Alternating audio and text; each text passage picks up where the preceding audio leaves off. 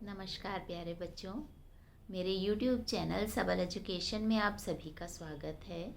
आज इस कक्षा में हम हिंदी पाठ्यक्रम कक्षा 10 की पाठ्य पुस्तक क्षितिज भाग 2 के काव्यखंड के पाठ राम परशुराम लक्ष्मण संवाद को पढ़ने और समझने जा रहे हैं। बच्चों, आज इस पाठ पर आधारित MCQs मैं आपको समझाऊंगी। आपके फर्स्ट टर्म में इस पाठ में से MCQs पूछे जाएंगे। यह पाठ दोहा और चौपाई शैली में लिखा हुआ है। यह श्री रामचरितमानस, जिसके रचयिता गोस्वामी तुलसीदास हैं, उनके बालखंड से लिया गया है। इस पाठ में जिस समय का वर्णन है वह समय है जब सीता का स्वयंवर हो रहा होता है। राम लक्ष्मण के साथ उस स्वयंवर में जाते हैं। वहाँ ये शर्त रखी गई होती है कि जो शिव के धनुष को तोड़ देगा उसी के साथ सीता का विवाह होगा। लक्ष्मण और राम वहाँ पहुँचते हैं। राम शिव के धनुष को तोड़ देता है। शिव के परम भक्त परशुराम को जब ये पता चलता है कि उनके आराध्य देव शिव का धनुष किसी ने तोड़ दिया है, तो वे क्रोध से भरे हुए राजा जनक की सभा में आते हैं और राजा जनक से भरे हुए क्रोध से पूछते हैं कि बताइए इस धनुष को किसने तोड़ा है, मैं उसे छोड़ूंगा नहीं। इसी समय उनका राम से भी संवाद होता है और लक्ष्मण से भी संवाद होता है। संवाद का अर्थ है बच्चों बातचीत। इसी समय लक्ष्मण कुछ ऐसी व्यंग भरी बातें कर देता है जिससे परशुराम का क्रोध और ज़्यादा भड़क उठता है। विश्वामित्र, राजा जनक और सभा में उपस्थित दूसरे गुरुजन उन्हें शांत करवाने की कोशिश करते हैं, लेकिन वे शांत नहीं होते और गुस्से में भर जाते हैं। तो इसी संवाद पर आधारित जो MCQ संभावित बन सकते हैं, एग्ज़ाम में आपसे पूछे जा सकते हैं, उनके बारे में मैं यहाँ आपको बताने जा रही हूँ। तो बच्चों, सबसे पहला प्रश्न तो यही है कि इस काव्य खंड के रचनाकार कौन हैं। आपको 4 ऑप्शन दे दिए जाएंगे। ऑप्शन 1 सूरदास, दूसरा तुलसीदास, तीसरा रहीम, चौथा कबीर। तो बच्चों, इस पद्यांश के रचयिता जो हैं वो गोस्वामी तुलसीदास जी हैं। दूसरा, यह तुलसीदास जी द्वारा रचित किस अमर काव्य से लिया गया है। तो बच्चों, यह अंश गोस्वामी तुलसीदास जी द्वारा रचित प्रसिद्ध पुस्तक रामचरितमानस से लिया गया है। यहाँ भी आपको 4 ऑप्शन दे दिए जाएंगे, 4 पुस्तकों के नाम दे दिए जाएंगे। तो आपको पता होना चाहिए कि यह रामचरितमानस से लिया गया अंश है।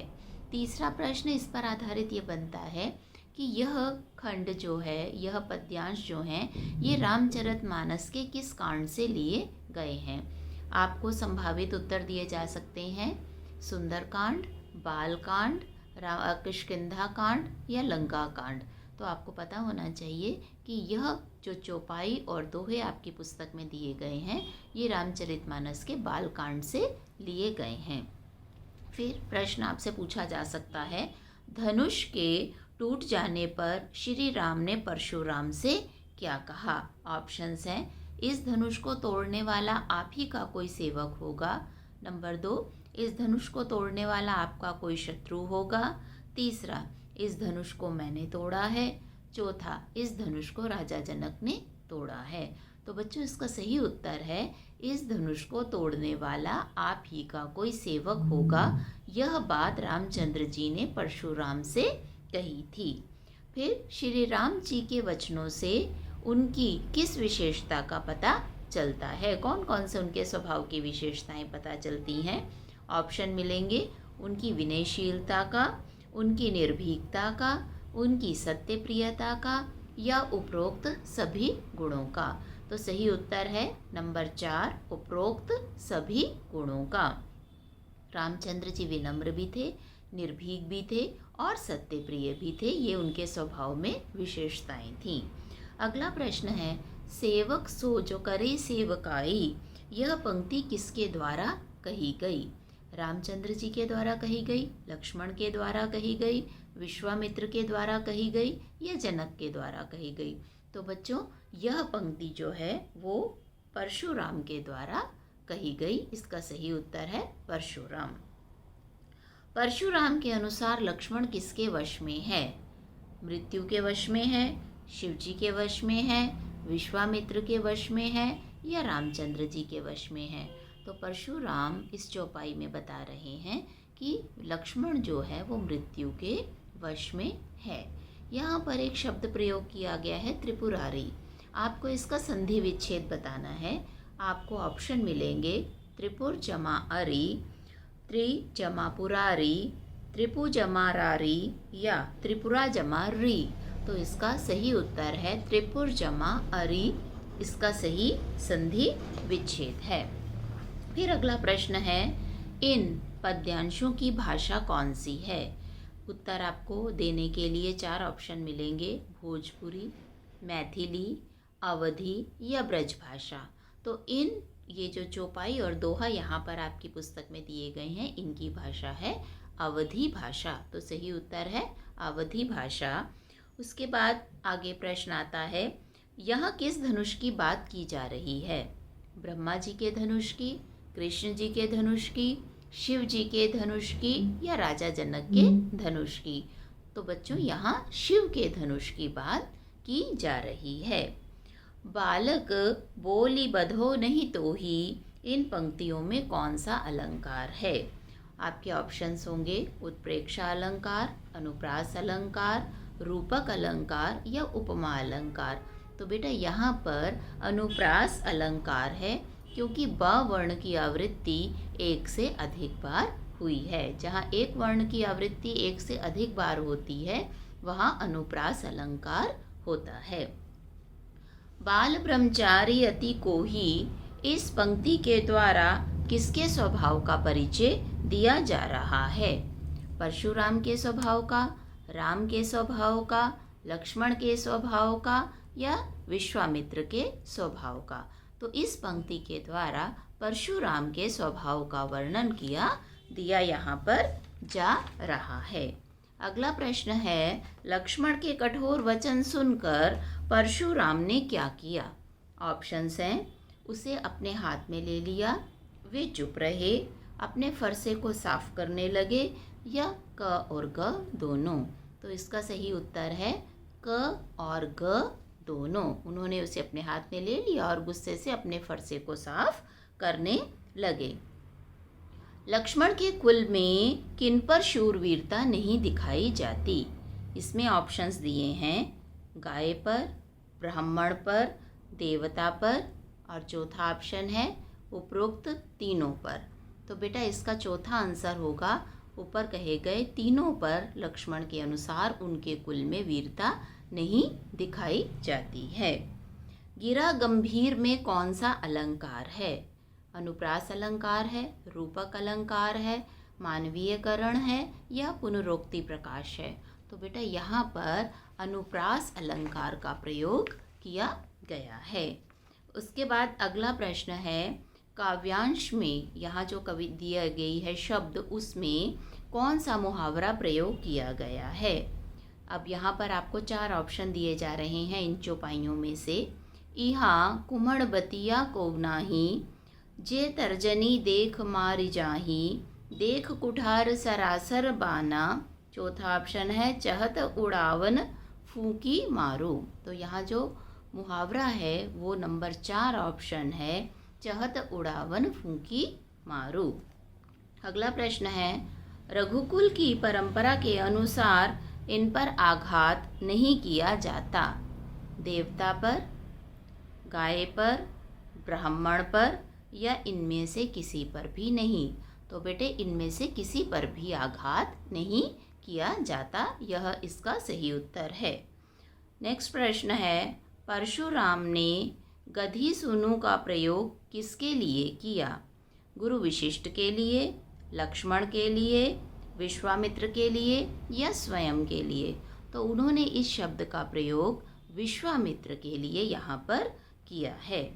राम लक्ष्मण परशुराम संवाद में कौन से छंद का प्रयोग हुआ है? सवैया का, पद का, दोहा और चौपाई का या चौपाई का? तो बच्चों इसका ऑप्शन उत्तर है दोहा और चौपाई छंद का यहाँ प्रयोग किया गया है। अगला प्रश्न है, क्रोधित होते हुए भी परशुराम जी ने लक्ष्मण का वध क्यों नहीं किया? इसमें आपको ऑप्शन मिलेंगे। लक्ष्मण ने शिव धनुष भंग नहीं किया था, लक्ष्मण को कम आयु का बालक जानकर, सभा में सभी लोग उपस्थित थे इसलिए, और अगला लास्ट है क्योंकि वे ब्राह्मण थे। तो बेटा इसका सही उत्तर है क्योंकि लक्ष्मण कम आयु के बालक थे इसलिए उन्हें बच्चा जानकर परशुराम ने उनका वध नहीं किया। फिर अगला प्रश्न है, शूरवीर अपनी वीरता कहाँ दिखाते हैं? घर में, युद्ध में, आश्रम में या राजमहल में? तो इसका सही उत्तर है शूरवीर अपनी वीरता युद्ध में दिखाते हैं। उसके बाद प्रश्न है, तुलसीदास जी किस शाखा के प्रतिनिधि कवि थे? ज्ञानमार्गी शाखा के, कृष्णमयी शाखा के, राममार्गी शाखा के या वल्लभमार्गी शाखा के? तो तुलसीदास जी राममार्गी शाखा के प्रमुख कवि थे। यहाँ राम लक्ष्मण परशुराम संवाद में कौन सा गुण है? ऑप्शन है माधुर्य गुण, प्रसाद गुण, ओज गुण या इनमें से कोई भी नहीं। तो बेटा यहाँ पर ओज गुण प्रयोग किया गया है। फिर आता है राम लक्ष्मण संवाद में कौन से रस की प्रधानता है? श्रृंगार रस की, हास्य रस की, वीर रस की या करुण रस की? तो बेटा यहाँ पर वीर रस की प्रधानता देखने को मिलती है। राम लक्ष्मण परशुराम संवाद में किस घटना के कारण विवाद हो रहा था?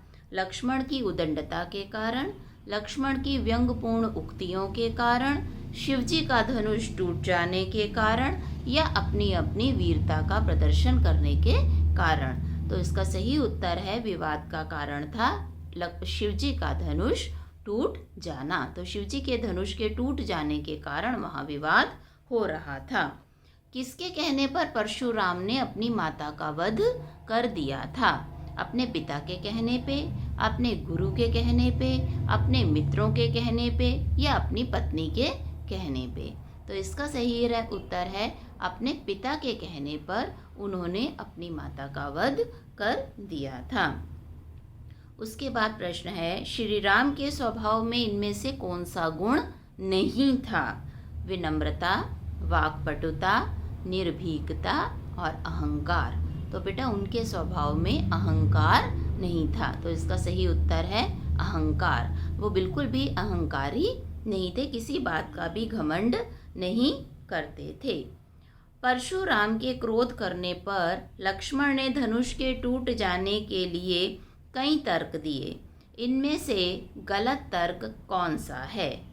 ऑप्शंस हैं, हमारी दृष्टि में सभी धनुष एक समान हैं, बचपन से हमने बहुत से धनुष तोड़े हैं, यह तो राम के स्पर्श मात्र से ही टूट गया, धनुष को तोड़ने वाला तुम्हारा कोई दास ही होगा। तो यहाँ जो उक्ति जो गलत है वो ये है कि धनुष को तोड़ने वाला तुम्हारा कोई दास ही होगा। तो इस तरह से बेटा इस राम लक्ष्मण परशुराम संवाद पर संभावित जो जो प्रश्न बन सकते थे वो मैंने आपको इस वीडियो में समझाने का प्रयास किया है। आशा है आपको ये वीडियो अच्छा लगा होगा। अगर आपको वीडियो अच्छा लगा है तो मेरे चैनल सबल एजुकेशन को सब्सक्राइब कीजिए, लाइक कीजिए, शेयर कीजिए। धन्यवाद।